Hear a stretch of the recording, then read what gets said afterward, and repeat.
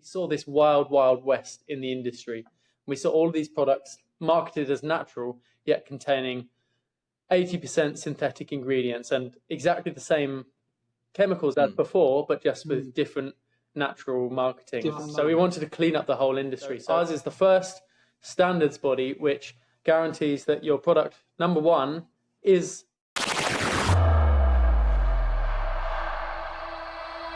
Sam and Kit Wallen-Russell, who really took skincare into their own hands. Twin brothers from the UK who are taking the skincare industry by storm. Sam is a nuclear astrophysicist, and Kit is a geophysicist and author. A Notre Dame grad and his twin brother are looking to revolutionize skin health. The two launched a 2-year intensive research study. Two very smart guys who knew all about bad skin at a very early age. That woman at the end was our mum, and really she's the face which launched 1,000 questions for us. You do it, yeah. 4, 2, 3, 1, 5, 0. 3, 2, 1. Let's go. Hey boys, how you doing? We're on new technology this week. We're upping our game a bit, right? We're joining all the podcasting over the world, and we're trying to be a little bit better in how we do this. So we're on Riverside. What we'll be buying you next is one of those microphones that come down here, Adam. So you can keep adjusting it. So you're like. No, Adam will start crossing his legs, get like horn-rimmed glasses, and start going. So yeah, might wear a suit and tie to the next one. And I also, if you guys buy me a microphone, I'll buy you guys a bit of Wi-Fi because it's clearly your fault on your side. I'm going to say. Yeah. We need some lighting as well. We need like one of those ring lights. Adam, you're looking particularly clear and splendid as a baked bean in all its awe. I don't think anyone. You know, we might need to ring up Guinness about this because this might be the closest that people have actually got to a baked bean. Guinness. And it's, the Guinness World Records. It might be, this is like microscopic levels of closeness to a baked bean. So, you never know. And this is a baked bean with a face as well. You know the problem is that the more you talk about baked beans, the more I need it. Yeah. Do they not have it out in Australia? Huh? Do they not have beans? They do. But I got to have the barbecue ones. The sauce isn't the same as in the UK. By the way, Branston beans are the ones. Branston. Forget Heinz. Oh yeah, one more thing I learned, Adam. And this was from your siblings actually. They said that they hated you so much when they were younger because they said you were really he used annoying. to line them up, use them as cannon fodder for his tennis practice and whack tennis balls at them. We used to have a goal in the backyard, and that was for football. So me and Dad used to play football, but my brother and sister didn't really like football. So I was like, right, how can I work on my skill set, but with them? And then equally, how can I have target practice? So yeah, I used to put them in goal, and I said, look, my job is to try and literally serve the ball past you guys. And they were like, I remember them had a helmet on and stuff like that, and they had a tennis racket, I think. And so I try and serve it through into the goal basically, and they had to try and block it. I remember the first one I did, I literally nailed my brother right where it hurts, basically. And he didn't want to do it anymore, I think. That's brilliant. He didn't want to do it. That's brilliant. Oh, that's weird. Yeah, I wonder why. No commitment. It's probably why I'm a bang average tennis player. Maybe if he'd been willing to. Adam's itching to get ready to get on with the pod. I know. Yeah, I was like, come on, we need to get on. Yeah. These but I like ones are the ones that everyone will love, though. These parts. I like. Right, let's kick in. This is boys. Good content. It's been a while. It's been a while since we talked. So what's been happening in the world of microbiome, GMO, and more? Tell me. What's been cooking? Apart from baked beans, what's been cooking, Kit? I'll do it because Kit's baked bean. Look at him trying to be professional. Yeah, Adam, we know what you're really like. We just want to have a laugh. I'm also trying to work to your schedule. Yeah. So in the world of the Skin Microbiome School, we are now, we always have been, but really focusing on guiding people through skin programs. So whether it's a client, like a person with skin problems or want to improve their skin microbiome, or if it's a professional, so like a natural health professional or a skincare professional, we sell packages to them to guide them through the process of how they can help their customers with the skin microbiome. and how they can then skyrocket their business using that. Yeah. Darling, my poetic flow has been interrupted. I don't know what I was saying. This takes me back to the early days of, well, especially our skin supplements company, because we've been doing for certain selected high-paying individuals who've been going on our skin microbiome fitness plans.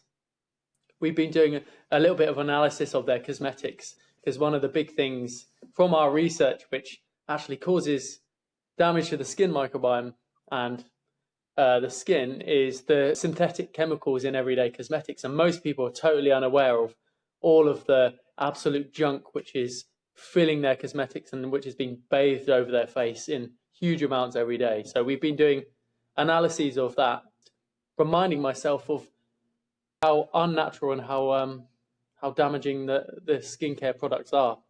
Yeah. So that, I would say, that was So- probably the highlight of my week. Okay, cool. Let's go into that one then. So I find that pretty interesting. So how exactly are you analyzing this? Like, what do you guys do? You just literally go on, tell me how you're analyzing it. No. Our partner. Yeah, Can we start off with our basically, Adam, I think you might know this, but we have 4 arms to our business. So we've got the supplements arm, which is Jumo. We have the Skin Microbiome School, which sells packages and services to healthcare professionals all over the world. We have Pavan Research Centre, which is all the research.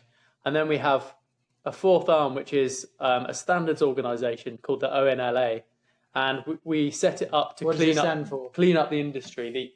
What does it stand for, and then what does it stand for too? The Open Natural Labelling Alliance.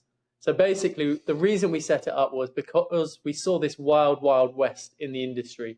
We saw all of these products marketed as natural, yet containing 80% synthetic ingredients and exactly the same chemicals as before, but just with different natural marketing. Different marketing. So we wanted to clean up the whole industry. So ours is the first standards body which guarantees that your product, number one, is 100% truly natural, which many aren't. And then number 2, actually is friendly to your skin microbiome and actually actively helps your skin microbiome. So those are the 2 things. So basically, through this organization, we have an analysis tool, which we call CAT, which is called the Cosmetics Analysis Tool. We just run people's cosmetics through there, and it comes out the other side on a conveyor belt with the analysis of the different chemicals within those cosmetics. Yeah, and the percentage so of we get ingredients. like percentage of ingredients in their cosmetics. So say if a person starts on a plan, say Kit started on a program, the Skin Microbiome Fitness program. What the bonus in that would be, obviously, apart from taking them through the whole program, and there's so many other parts to it, but the bonus is that he would say what cosmetics he was using, and then that would be run through the CAT. And so you would get all these percentages of chemical or synthetic chemicals to natural, and so you could see what your products really are. Then it would analyze those ingredients and say what those ingredients are possibly links to or are links to. And then and then so you can actually see fully where you need to start off, because the first thing on all of these programs, the first thing is always we look at what their cosmetics are and we say, well, we need to stop using that, or we need to cut down that because this is doing this. So we leave it up to them. It's a choice, but we tell them what's in it, don't we? So we tell them what's in it, and then they start to make a choice that might actually, because they've just realised. What is CAT? Like, what exactly is that? Well, it's a data. Main things is the tool is the database of all of which we started. We actually founded all of years back. Everything was founded on the fact of all these chemical ingredients, what they were doing, or what they were possibly linked to, and why they were in cosmetics. So we started exactly that reason, because we realised everyone is piling their cosmetics full of these, and then just calling it natural. And we started to look at how these are affecting the skin and our whole body. So it's mainly a database. Yeah, but then there's a product, right, that someone says to you, or do they have to submit the chemicals on the product for your tool or whatever to look up in your database? How does it actually work? So it is part automatic. So on the database, so if you go on the product and you look through your ingredients. Oh, so hold up. So you have a relationship from the product name to the chemicals. Do you have that already? So you say this certain brand, this product equals these chemicals because you've already done that. Okay. Yeah. Fair enough. Very good. Homeboy, preach. Preach, sister. You got that. You got So that. they have to. So all the person can do is just submit what the product is, and then Yeah, you yeah. guys have the rest. So we say, for example, I'm using a new brand called not similar to any brands out there. I don't know. It just came into my head. Yeah. And then what we'd do is I would say I'm using this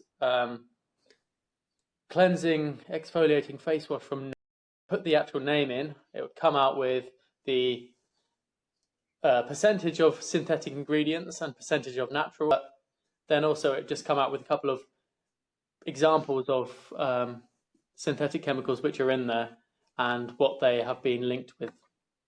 So there are actually quite a few main ones in cosmetics which repeat over and over again. The main offenders. Quite common ones. So you always see them. So you can choose like the main offenders that people for people, and then show them how much they're in. Do you guys know? So there's loads of ingredients that go into these products, right? Do you know the actual percentage of the overall product that is made up by this chemical? No. Okay. Yeah. You never. No, because they don't. As in, if you did that, then you give your whole formula away. So all the 100%. regulations is they tell you have to put it in order of percentage. So water almost always comes first because it's the most amount. Not always. Yeah. Not always, but mostly in like water-based things. But then you go down and down and down based on percentage. Fair enough. So, but is that a factor though? Because you could have a bad chemical, but if it's a very, very minute percentage of the overall product. Great question. Very good point. Adept is it adept? No, not adept. Perceptive? No, it's not the wrong. Inept. Just answer the question. Inept. No, that's it. No, that's a really good point, and that is a very good point. And unfortunately, at the moment, our cosmetics analysis tool doesn't have that kind of information. In many cases, it is proprietary. Well, I mean, you could find it out because some people patent. If they patent a formula, you can find it out online. Yeah. But a lot of people, from my knowledge, don't patent the formula. No, most don't. So it's very, very hard to get hold of that information. But you're totally right, Adam. And this is a lot of companies actually trying to get away with putting these chemicals in their products by saying, oh, they're in very small amounts and things like this, which may be true, but in combination with, there was one product the other day which had 35 chemicals in it or something like that, synthetic chemicals. Combination, no matter if you have 35 synthetic chemicals and you're putting that on your skin daily, that's going to build up to a very sizable amount. So sometimes that get out clause doesn't really cut it. But you're totally right, Adam. You're totally right. Is it possible to almost re-engineer these products? Can you break it down and figure out what is it with using science? Is it possible to figure out the chemicals? It would be very hard because you would need to know like the exact process about. For example, that'd be hard. Our skin supplements, there's a very precise timings of when you need to add certain ingredients, exact temperatures and exact timings. So it is quite hard to do that. But I know actually for a fact that a few companies have tried to do that to ours and things like that. Really? That's cool. With your product, have you guys patented your product? No. Nope. Because why in general are people not patenting their products? Surely that is like the first thing you do, right? Well, it's a toss up. No, and by the way, Sam, this is more in relation to large companies, right, who have a huge amount of resource or whatever and money. Yeah. But if you discovered something incredible, I think in this area it's actually a bit more of a toss up. So even more of a toss up than Adam is because it. I think in cosmetics, if you do a patent, then what you have to do is what you have to ask what you're patenting. Well, you're patenting the formula. So then when you patent something, you have to say what you're patenting, and then you have to release that so that people can challenge it. And so you basically have to release the formula to the public. So if your whole reason raison d'etre, Raison or d'etre.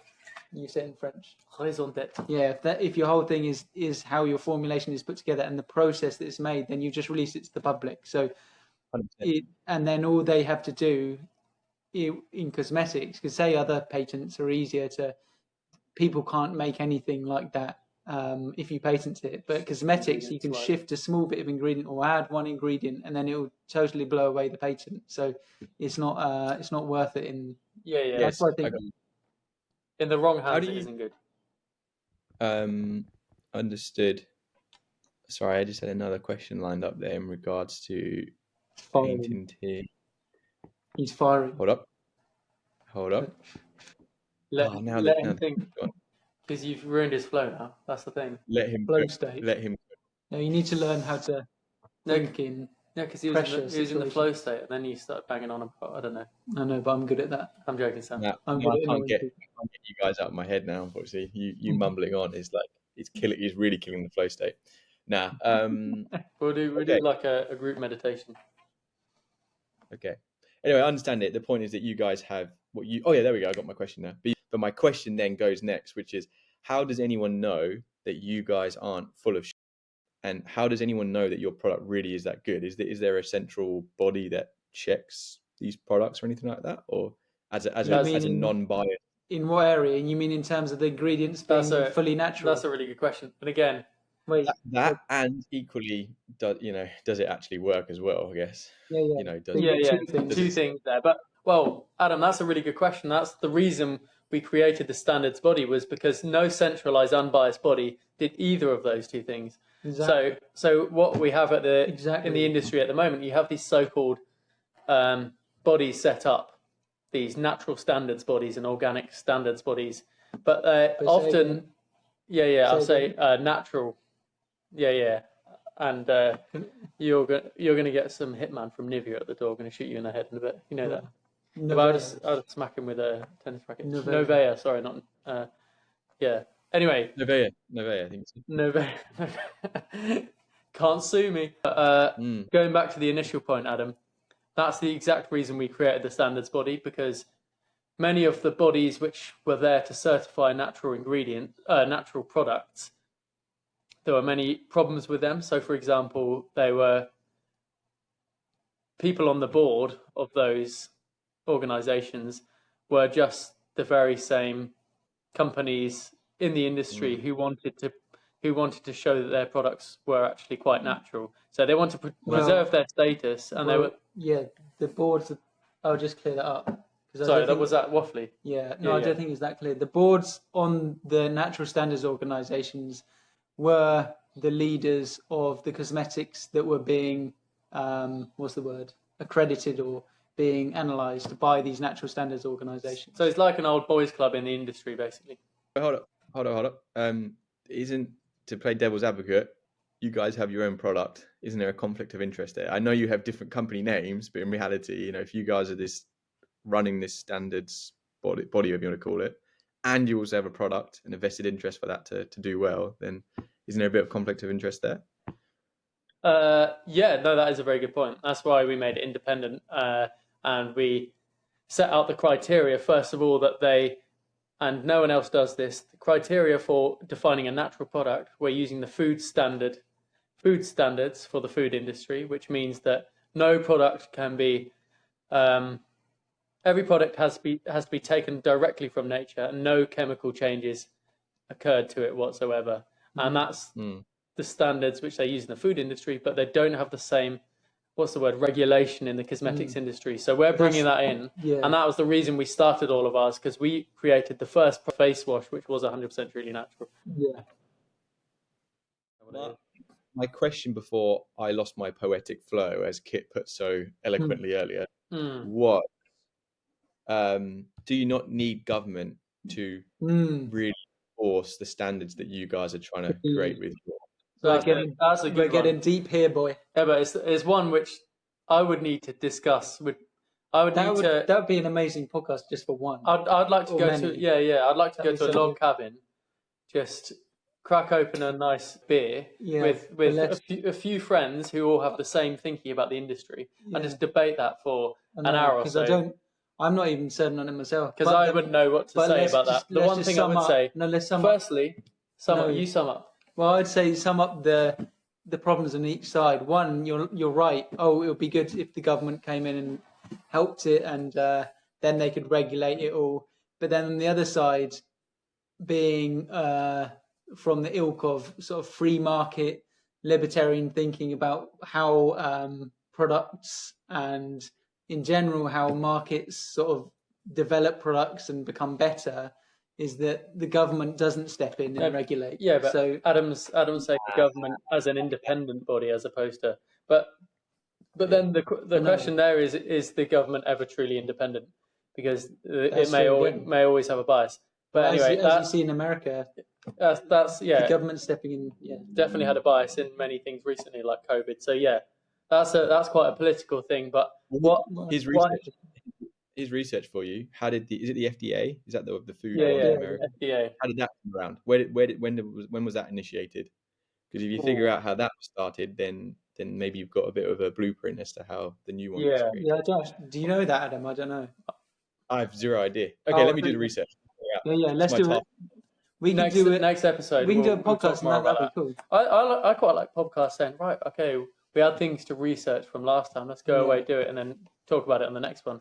Yeah, no, that's a good point. Rather than saying, oh yes, I know exactly. Yeah, I agree. The FDA, I wouldn't necessarily use the FDA as a blueprint because they leave the cosmetics they're very industry in America is probably even worse in terms of synthetic chemicals in their products. Cosmetic, there's way more chemicals allowed. No regulation in food or no regulation. Here's the question: what is the most not? Because in the end of the day, what I like to say is we're humans managing humans, right? There's always bias, there's always like potential for corruption, whatever, right? What is the most? What appears to be the most transparent and therefore effective governing body anywhere, like in any industry or whatever, right? Good question. To have no clue. That's yeah, that's a good question. Yeah. I mean, also in general, like how it should be set up too, whether it should be government. I don't know, it's tough, isn't it? Yeah. Because Adam, we were talking about this the other day, but basically, I've got a good answer. Yeah. Where I believe in, this is why you need a little bit of government. Where I believe in government intervention in business is for things like when one group or whatever forms a monopoly over the market, and that's when it becomes really, really unhealthy because they but a bit like a government of its own, doesn't it? Yeah, you can let me tell the story or what? No, because you're telling it badly. So basically, once one company or whatever or one group forms a monopoly over the market, doesn't really become a free market, and then governments at the moment in the UK and maybe I don't know about America, but they step in and they break it up into smaller, independently owned. Well, I've got a good answer. Okay, I've got a good answer, and it's not a full answer, but I would say the obviously to me, I want the driver of which companies do well or standards bodies that do well is driven from the consumers wanting the best products for themselves rather than just listening to the organization bodies. So the reason we set ours up is like you were saying about conflict of interest, but if we've set the standard for 100% natural, so we don't have like a conflict of interest in terms of, oh no, we don't want it to go higher than that. We've set the standard, so we're fine with anything. There is no way that our definition you can't get any more natural. So the whole point is, it's very hard. It's very hard to shape. What you guys have said, I get it. I understand that. Too much regulation or whatever probably doesn't promote companies wanting to innovate or whatever, maybe, or it controls them a bit. But I think you're right, Sam, that in theory, if the product is there that is so much better and the consumers buying it understand the benefits of it versus what is the normal today, then in theory, they should opt for the better option, right? If they really knew the negative versus the positives of all the different products and whatnot. So there is that play as well, I guess, which is like you're saying, is a free market, right? If the market generates this new product and everyone understands why it's so much better than the others, then they should. And that, Adam, you've jogged my mind there too. Like So what we're trying to do is not make a standards body that is the one ruler. We're trying to make a standards body that is openly transparent, so that if people do come to us, we'll be totally transparent with what is in their products, so they can then choose freely, not told to, but they can choose freely which products they can use. So I don't like the idea of having a standards body that just universally tells people what they can and can't use. I like the idea of a standards body that is there and used by all the people, because it transparently and openly tells people what's in their products, and says you don't have to use this, but not just what's in their products. Yeah. Also, it gives them the education about why it's bad, about why it's alternatives, and having too many. Rather than you see a lot. The problem at the moment is the lack of education, and people don't really understand. Loads of people. Well, there's a reason. I would say, cutting you off there, because again you're going to waffle, but the reason for a lot of the non-transparency, I feel, and non-education is because if you start going to the actual education and be more transparent, then people will start questioning. So if you're confident about people questioning you, like we want everything to be, we want as many questions as possible, then that's where you should start from in building a good organization. Yeah. Another question I've got, because I think Kit mentioned this earlier, so I'm going to aim this one at Kit. You said you knew that someone did try and figure out your Jumo product, right? And try and break it down or whatever, figure out how it was done. Number one, how did you know that? Because if I was someone trying to do that, I wouldn't want to let anyone know, especially you guys know. And secondly, the real question is, why do they want to do that? Well, I'll let you answer the second one yourself. I'll ask you that in a second. How do I know that?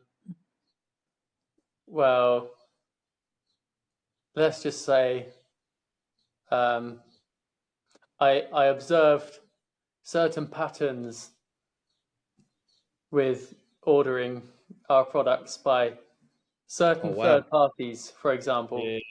Yeah. Sure.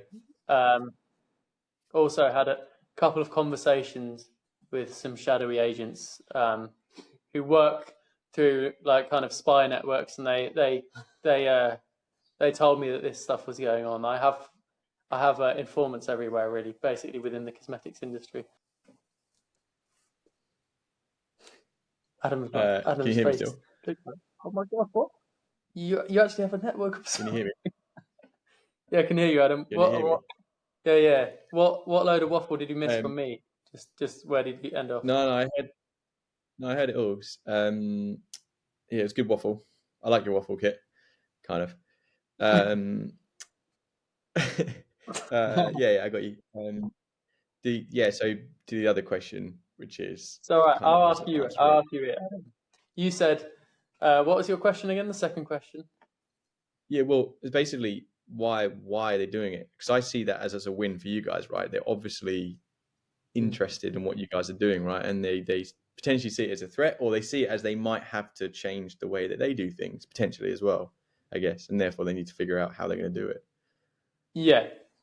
So knowing what we've just said about we're the first product to do a certain thing, what would you say? Why are people trying to copy us?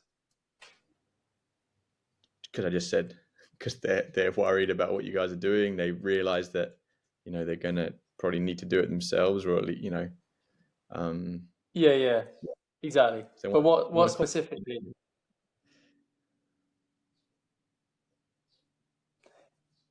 What? Sorry. Oh no, I was just asking you what do you think specifically they're trying to do? There's two things. Oh, really. Fair enough. Or they're trying to prove that you guys are wrong, maybe, or they're trying to disprove what you guys are saying. Or no. Or they're trying to copy what you've done and they're trying to emulate it, right? Yeah, the second one. Yeah, they're trying to do the second one. Yeah. You did it like 3 times, mate. Come on, listen. No, I know. I was trying to get out the specifics. So yeah, you're right. You're totally right, Adam. Exactly. They're trying to emulate it. And you asked why they would be trying to do that. And basically, to create 100% truly natural face wash has been like the holy grail of cosmetics industry for years and years and years and years and years. And these companies with multi-billion-dollar budgets haven't been able to do it. And we were able to do it and create the Do you world's know- first 100% truly natural face wash without any of these Do you- harsh preservatives. So they want to Do be you- able to come up and say, right, so how did you guys do that if we couldn't do it with all our multi-billion dollars? Do you know that they have tried to create natural products? Do you know that? Or you just assume? I've got an idea, but I've talked to enough people within the industry to know really what the feeling within the industry is. Yeah, and